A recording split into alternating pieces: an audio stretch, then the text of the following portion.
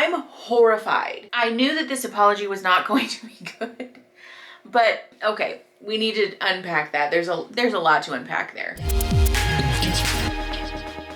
Okay, hi everybody. So we're doing something a little bit different. We're doing a rating YouTuber apology videos, which we have done before, but we're doing it in a little bit of a different format. This just happened, and so I wanted to try and make this video quickly so that I can get it to you guys in like an appropriate amount of time. I want to issue a very strong, very clear content warning and trigger warning because this video is going to talk pretty heavily about sexual assault, about assault generally, about consent. So if that is a touchy subject for you, if that is a sore spot, please click away. This is not the video for you. So if you know anything about YouTube, you probably know what we're talking about. David Dobrik uploaded an apology video on his least popular channel titled Let's Talk. If you're not familiar with what's going on, essentially what happened is that David Dobrik is sort of the leader for the Vlog Squad. The channel and his content is very popular, and there were some allegations that came out recently about a lack of consent for a number of different videos and a straight up sexual assault allegation for somebody who used to be a part of the Vlog Squad or used to hang out with the Vlog Squad. If you are looking for a detailed account of what happened, Philip DeFranco talks about this in more detail, so I'd encourage you to look there. But that's sort of the cliff notes for what's going on right now. With that said, let's get into it. So if you're not familiar with the rating YouTuber apology format, essentially what we're going to do is talk about what makes a good apology. I'll have a cute little rubric probably on this side of the screen, and then we will watch David's apology and we will sort of measure his apology and his words up against this rubric and some of my anecdotal advice as a therapist, as like a communication expert, to evaluate and talk about that, and also so that we can use this as a learning opportunity for y'all in terms of how to apologize effectively, how to center the emotions of other people, all that stuff. I want to give a caveat with this before we get started because I really do my best to be non-judgmental and unbiased and objective in these videos, but this is a hot button topic for me. This topic pushes my buttons for a number of reasons, the first of which is that I am a survivor of sexual assault. I have a really difficult time weighing the apologies of people like this with like the appropriate objectivity. That's a bias that I carry into the room, so I think it's important for you guys to know that from the jump. That's not to say that people who are perpetrators of sexual assault or assault generally are subhuman or not worthy of love and belonging. I still firmly believe that about people. But again, this is one of those issues that pushes my buttons. So I guess that's enough caveats. Let's just shut up and do the thing. Hey guys, it's David. I want to come on here real quick and address some conversations that have been going on the internet. I've made over 600 videos, and I've made a bunch of TikToks, Vines, Instagram stories, tweets, the whole thing. And I'm obsessed with what I do. I love being able to make people happy for a living. Okay, so right off the bat, we need to talk about the fact, first of all, that this video has the comments turned off. Second of all, the like to dislike ratio, all of that is turned off. And thirdly, that we started the video by recounting David's accomplishments. This is not an appropriate way to start an apology. I have a suspicion that he's probably going to use this in some way to try and justify having made one mistake out of 600 videos, but it comes off as like bragging about how successful he is and how many videos he's made and like what a content creator, what an influencer he is. And like, this is not the time. Apologies are not the time for you to center your feelings and your wants or needs or your accomplishments. Apologies are meant to center the feelings and the wants and needs of the person that you've hurt. It's not the time to talk about yourself. And that's all that I want to do. That being said, consent is something that's super, super important to me. Whether I'm shooting with a friend or shooting with a stranger, I always make sure that whatever the video I'm putting out, I have the approval from that person. Okay, first of all, we know that this is false. But second of all, again, this is not the time for you to talk about yourself. If that were really true, he wouldn't have to be making an apology video right now. It frustrates me when YouTubers do this, when they try to talk about their own positive traits and all the things that they do right. If that were really true, you wouldn't have to apologize for a lack of consent allegations that have come up twice now in two separate instances. And so, like, this is useless. This is useless. And I also acknowledge that there's times where a person can change their mind and they decide that they no longer want to be associated. I no longer want to be in the video that I'm putting up. And then I'll take the video down. And there's also been moments where I've looked back on videos and I realize that these don't represent me anymore and they're hurtful to other people. And I don't want them up because I've grown, as a content creator and as a person, and I don't agree with some of the videos I've posted. This is frustrating. What he's doing right now, again, is attempting to display what a virtuous and honorable person he is by taking videos down and making sure that if somebody's consent changes, that he removes the video, or if it doesn't reflect on him well, it doesn't represent what he believes anymore, that he takes it down. Again, if that were really true in all circumstances, he wouldn't need to make an apology video right now. But I also really want to talk about the fact that we are just about halfway through this apology video, and he has yet to name the hurtful behaviors specifically. That's something that's really important to do in an apology, because when we are trying to apologize for a hurt that we've caused, it's very important that we actually understand what we did wrong. Let's say that I said something hurtful to my husband and I apologize for saying something hurtful, and he said, actually, the reason that I'm upset was because of the timing in which you said the hurtful thing. Maybe I didn't know that, and so if I don't name that behavior specifically, then we're not able to get that clarity and get on the same page. In this circumstance, obviously it's different because it's hard to get feedback from your audience. It's a lot harder to get feedback when you turn the comments off, but it's still very important to name the behavior specifically, because that's part of humbling yourself and part of owning up to the fact that, like, yes, I did something that was wrong. I hurt people. This is not okay. Specifically, this is the thing that I have done wrong. Specifically, these are the actions that I'm going to take to repair this. And these are my specific actions to never repeat this hurt moving forward. We're getting none of that right now. With the Seth situation, I'm sorry to Seth, because like I said, I just want to make videos where everybody in it, whether you're participating or watching, is enjoying and having a good time. And I missed the mark with that one. This idea that his only goal is to be a person who makes fun and happy content that makes people happy and inspires people and is so fun and cool and happy times. Like, that's not it. We know full well that a lot of people who are very large influencers on YouTube and like social media generally have the overarching goal of making money. That's not a bad thing. Like, I'm out here trying to make money, but it's important to acknowledge that and to own that. Your primary goal is not to make people happy. Your primary goal is to make money while also making people happy in the process. Also, that's irrelevant because that's not the point of an apology. During an apology, you're not supposed to be talking about your goals and your wants and needs. Again, it's not about you. Cut it out. And I'm really sorry. I truly, truly am. And with people in my life that I don't... Okay, I am not a body language expert. If you're looking for that type of content, I would encourage you to go watch Observe. Their channel is great and I love him. But that whole affect that he just displayed while he said, I'm really, truly sorry. And that's not at all appropriate or helpful or remorseful body language in this circumstance. Imagine if somebody did that to you in person, if they were like, yeah, I'm really sorry. That doesn't mean anything to me. That doesn't feel impactful or like you're really remorseful. It feels like you're saying the words that you're sorry so that you can get out of being in trouble, but not that you're actually sorry.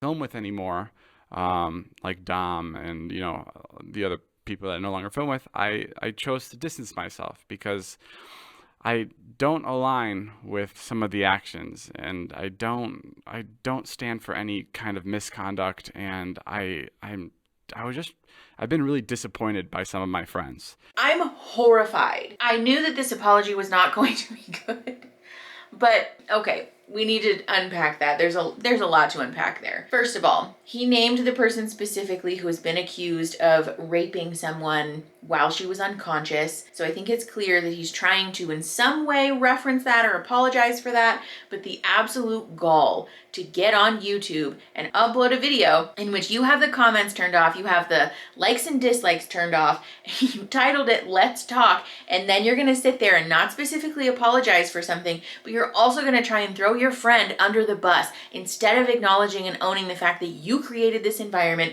this is your channel, your community, and your content, and you're gonna say, I'm disappointed by my friends. That's fucking bullshit. The fact that David is not at all acknowledging that, like, this happened on my watch, this happened while I was part of this social interaction, this happened with a person who I emboldened with my actions and by putting a fucking camera in their face, that's fucking disgusting, honestly. Like, and this is part of why giving a good apology is so important, because when we half-ass an apology and we don't really make an effort to actually give a fuck, it's almost more hurtful, because we're talking about a person who was so young at the time that this happened and her whole life got fucking turned upside down because this person used his platform and his clout to lure people over to his home who then his friends sexually assaulted, and he created this environment in which that encounter not only became possible but happened, and then he fucking filmed it, and then he monetized it, and then he laughed about it. There's footage of him and his friend who sexually assaulted someone sitting in the car the next morning laughing and making jokes about how we're gonna get arrested. That's fucking disgusting, and it is not okay for him to get on YouTube and say, I'm really disappointed with my friends. No, buddy, you should be disappointed with you, because that's not okay. And I'm not gonna make statements about his value as a human being because I fundamentally disagree with that. But this behavior is disgusting. Wow, wow, wow, wow. So this is something that I wanted to touch on. The word that people use to talk about this is a parasocial relationship.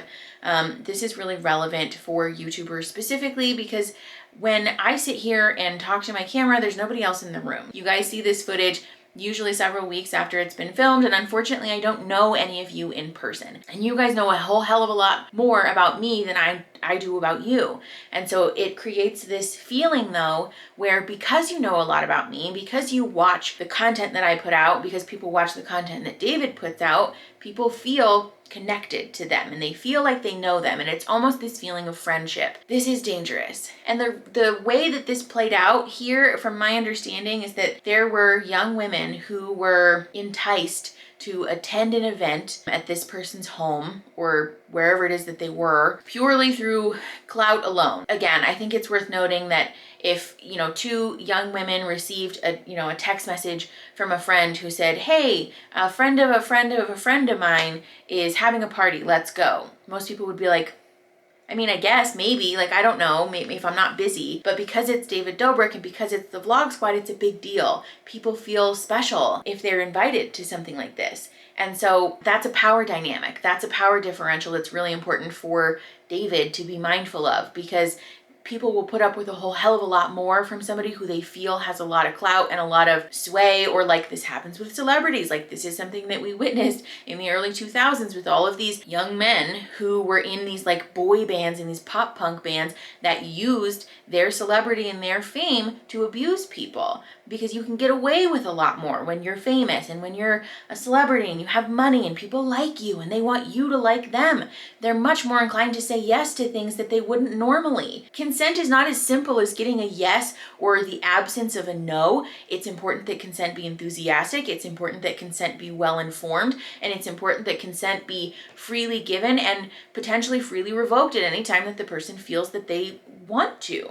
It's really difficult for a person to say no to somebody like David Dobrik or somebody like the people in the Vlog Squad, because there's a fear of, well, am I going to be painted as like this frigid bitch on this vlog? Am I going to ruin this footage for them? I don't want to be a wet blanket. I don't want to be the one who ruins the party for everybody. Oh my God, that's so embarrassing. That's mortifying. I don't want to be made fun of or ridiculed. Or what if I say no and they don't listen to me? What if I say no and they don't care? There are so many different pitfalls that happened here that he is not acknowledging because it's convenient for him. He's not acknowledging it because it's convenient for him to do so, and because I don't think that he's ever really had to think about it. And this is the thing that makes me mad. When we are making a good apology, it's really important that we put ourselves in the shoes of other people and make an attempt to understand what they're going through. He's not doing that. The other thing about this, him sort of shirking the responsibility to his friend, is not acknowledging the impact. It's not taking personal responsibility for this, and it's definitely minimizing the hurtful behavior. The other thing about him saying that I've distanced myself from this friend is essentially trying to say, but. A good apology doesn't include the word but. This is kind of like the insinuation of but, because he's saying like, yeah, I mean, like this happened, but I distanced myself from him though, so like it's fine. It wasn't really me, and I removed myself from that friendship, so like it's fine, right? Everything's fine. And like, no, David, it's not fine. And for that reason, I've separated from a lot of them. I think with any video I make, my main purpose is to make people happy and inspire people. And I never want anything to get in the way of that. And I'm sorry if I've let you down. And also, this is focusing on the intent. He said, my main purpose is to make people happy. Of course, your main purpose is to make money, let's be honest. But of course you think that your main purpose is to make people happy. Nobody's getting on YouTube to make content to hurt other people. This is the reason that focusing on the intent in an apology is not helpful. Because like, for example, in the context of a friendship, let's say a friend, ghosted their other friend or didn't show up to an obligation that they previously agreed to. Of course, your intent wasn't to hurt them. That's sort of a gimme. If you have a safe and healthy relationship, the goal is usually not to hurt someone. It can be helpful to offer an explanation when the person who's being apologized to is ready for that. And it is helpful sometimes to know the context or to understand where a person was coming from. But when we say don't focus on the intent, what we mean is don't use your intent as a way to try and skirt responsibility. So you can explain, I hurt you and I'm very sorry, and that's not okay. If you're ready to hear, I have an explanation about why I behaved that way. I obviously didn't intend to hurt you, but I understand that I did anyways. I would like to explain to give you more context about what was going on, but I'll only do that if you're ready to. That's a really appropriate and healthy way to incorporate that into your apology, because again, it's not about you. And oftentimes when we include the intent, it's our way of trying to make ourselves feel better, our way of trying to avoid responsibility, and our way of trying to like button up the situation real quickly so that we can just get the fuck out of there and make this uncomfortable situation go away. And again, none of that is the point of an apology. Apologizing sucks and it's hard and it's very uncomfortable. But if you want to preserve that relationship and make the person that you hurt really feel loved and understood and heard, you have to sit through the suck. You have to be willing to wade through that discomfort, to own the way that you fucked up so that that person gets the opportunity to process how they feel and voice what they, want to voice to you. This is none of that. Things like that won't happen again. And I learned from my mistakes. And I also believe that actions speak a lot louder than words.